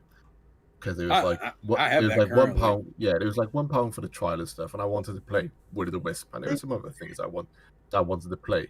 But then I still opted. Then I was like, no, I got Blind Forest on Steam. I'm gonna get Wood of the Wisp on Steam as well. I'll have them both there. They're in my library, whatever. But then at the same time, I'm kind of lucky that Steam does digital refunds, because I bought that game just assuming that it was going to work on my rig.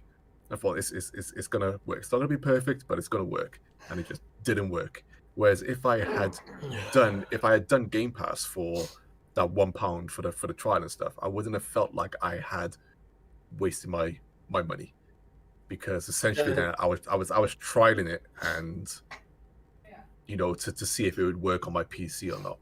So the fact that the option, I think, isn't it really new though? Don't we only have that it for is, it is, 1 or 2 years new. or some shit?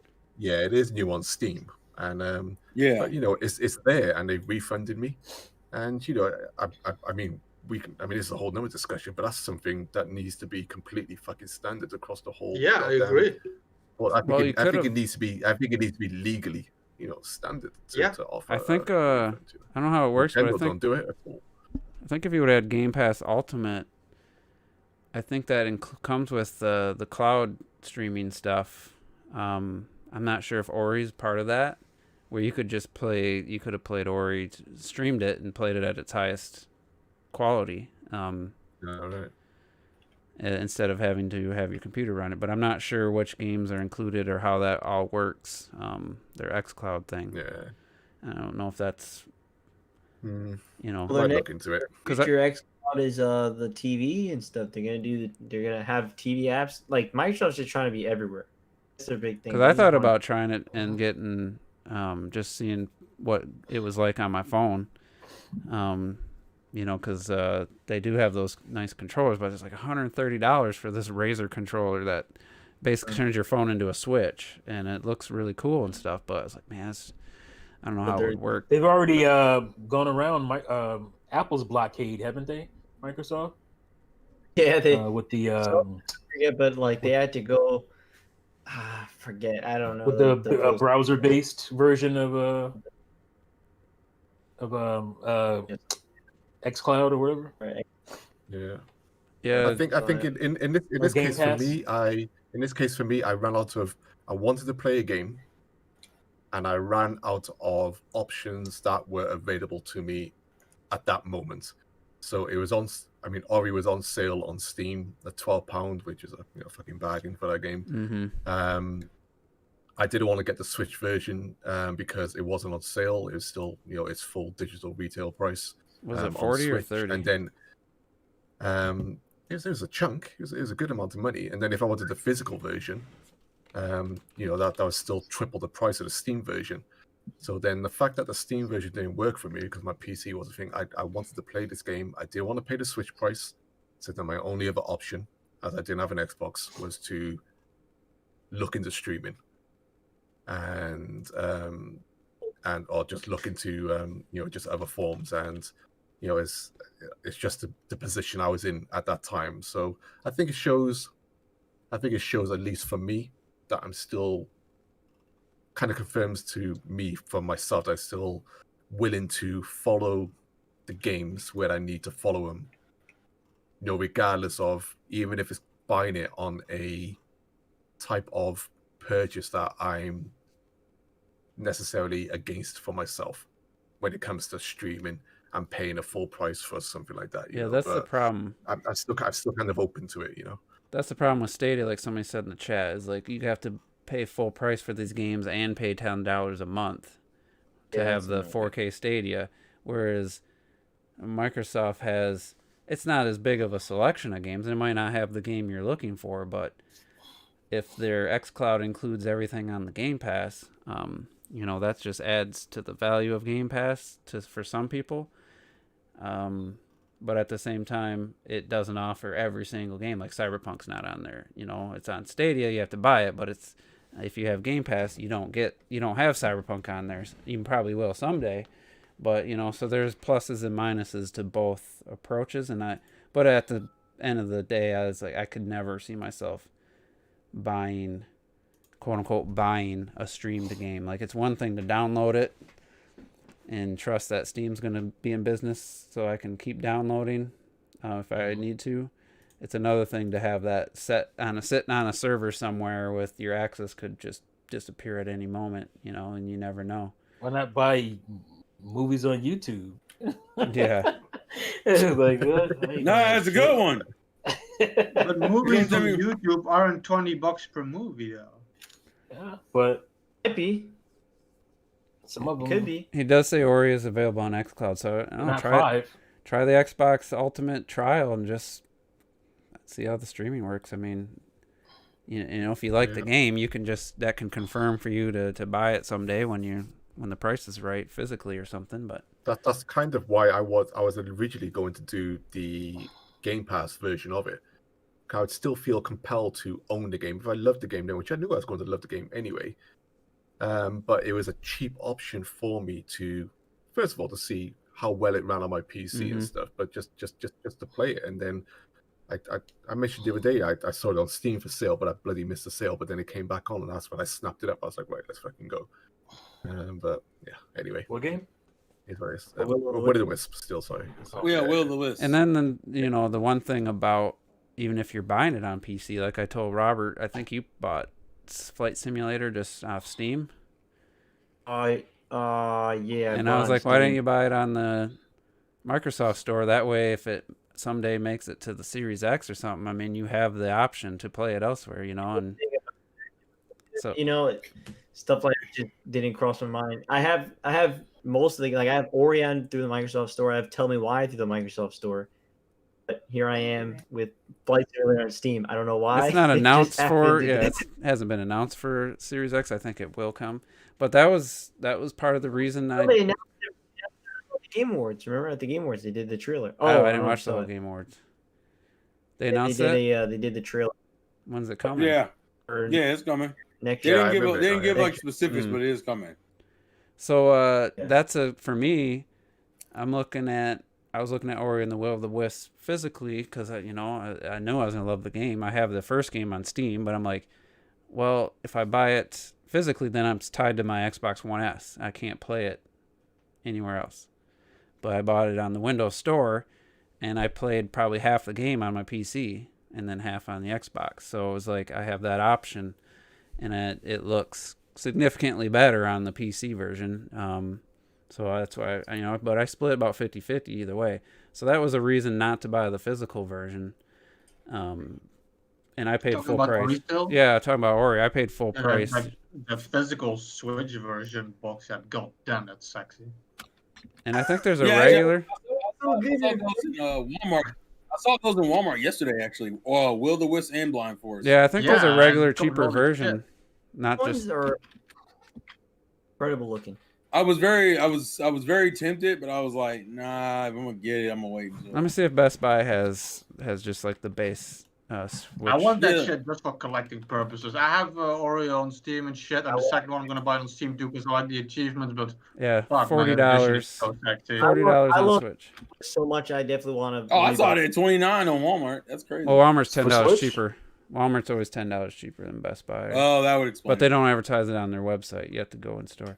Also, another game I have technically also Forza Horizon 4 on through the Microsoft Store. Literally, I think I bought every single Microsoft game through the Microsoft Store, bought Recore, all that, other than fucking Flight Simulator. I don't know why. I mean, you did have that. such a good PC, you ain't gonna worry. I don't even know. Yeah, Honestly, no, I it's don't know fine. if the Series X will even ever outperform what you already have. I think from what people are saying in these early games that a 2070 Super is basically slightly outperforming the Series X with the games that are out now. So I think you're already ahead. Gives me the slightest of confidence, right? Damn. So I mean, it's- and say, how me and Juice are very different. Where like my PC is right next to my TV, so I just put it. Yeah, you I can- directly put my TV. That's where I play. Right now I'm playing Spiritfarer, all this stuff. I'm putting it through my PC on there. So yeah, I enjoy it. I'm I surprised wanna though. play Spiritfarer. I thought once you saw what that nice monitor was going to give you for visuals that you'd never play on that TV again.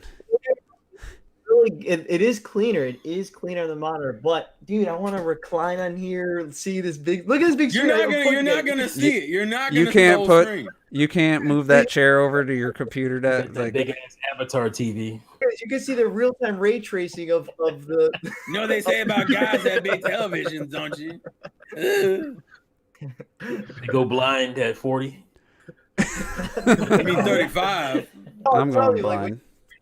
You're like this far. That's a pretty good distance. Robert's the only person. Well, not the only person. He's definitely the one person I know like who cares more about the size of the image than like over everything else.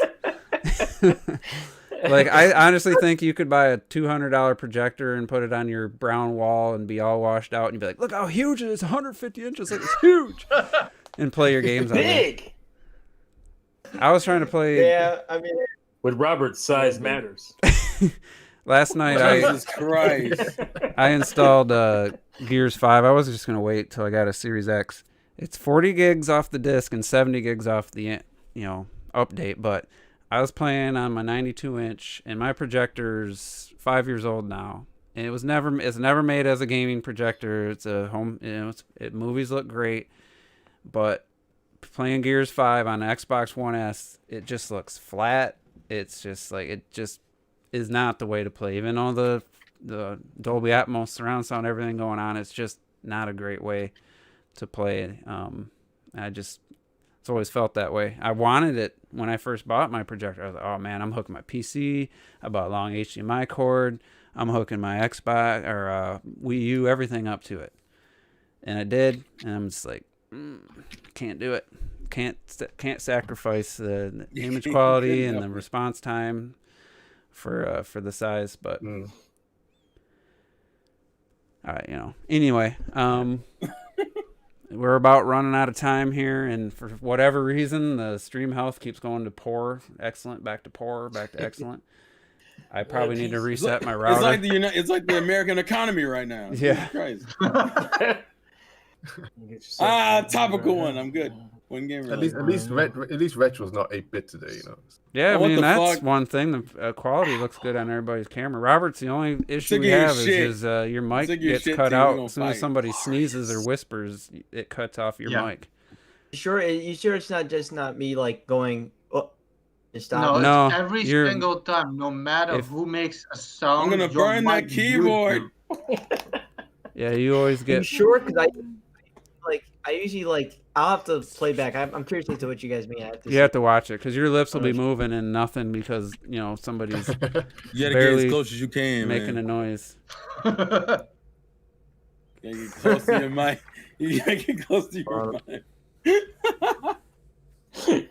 Oh man! This is when you talk all ASMR. Yeah, there you go. Then that's why your female viewers jump up. Oh, cut that shit out. Your microphone. You're talking to your microphone like this. Yeah, you probably. Is it? Oh, is it a Yeti? Yeah, you got to have that with those knobs, with that volume knob pointing towards you. Welcome to the Juices Loose. Low. Hold on, hold that back up. Hold that up so I can see the back of it. Because there's a setting. Hold it closer to the camera. There's a setting for. Are we doing this on stream? Is this what we're doing? Omnidirectional and. Yeah, he's on the right one. So yeah, it doesn't pick up sound unless the mic is like I have it, the volume button facing towards your mouth. So you might want to switch that, Robert. You're also supposed to have it standing up. You don't need. Yeah, you need to have it standing up. The setting you have. Hello. It looks like this looks. Look, doesn't. I know, but that you have it set so it only picks up. Robert, you've been sus since I know. Is he not hearing me? Forever. You have it set so it only picks up audio directly from the front. That's the setting you have it on. We're getting this figured out live on air. Yeah, that's the setting I have. Yeah. I don't know what that's the setting for you have to have it straight up. Maybe you need to pick up the gain. Maybe the gain is too low. What if I just have it like this? Let me see. Like this. Yeah, because it does that so that the back. It does it so the back of your. A little bit, I would say. It does it so don't pick up noises coming from behind it, but you can put it so it does. It has a microphone all the way around. So just. No, but I like this. So do you all do switch the damn setting? Are you not Hard-headed. You a switch the hard-headed setting, guy, dude? Or let's go. We'll figure it out off air. Bro's pounding on the damn street. You can have If it. you want to learn how to start like your own it. YouTube channel, what's the Don't- Jesus All right, we're gonna get out of here. We're gonna get it fixed because we can't hear you right now, Robert. Oh, But we'll get it Hard-headed figured out for young next little boy. week. We'll be back. So thanks everybody for tuning in, and we'll see you next week.